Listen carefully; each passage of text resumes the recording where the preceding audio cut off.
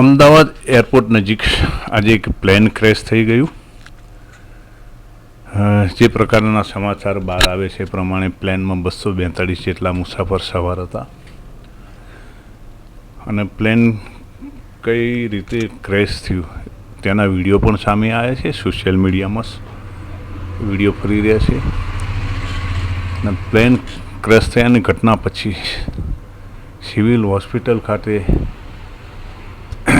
શું તૈયારી હતી ને કેવી ધમાધમી હતી સહિતના વિડીયો પર એક નજર કરીશું.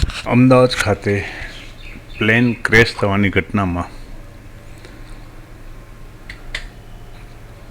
કુલ કેટલા લોકોના મોત થયા એ સત્તાવાર આંકડો સામે આવ્યો નથી, પણ જે પ્રકારે મીડિયામાં અટકળો ચાલી રહી છે એ પ્રમાણે આંકડો 50થી વધુ 100ની આસપાસ પણ હોઈ શકે અને તેનાથી પણ વધી શકે. એ ચોક્કસ આંકડો સાંજ સુધીમાં કદાચ સામે આવે. ઘટના ખૂબ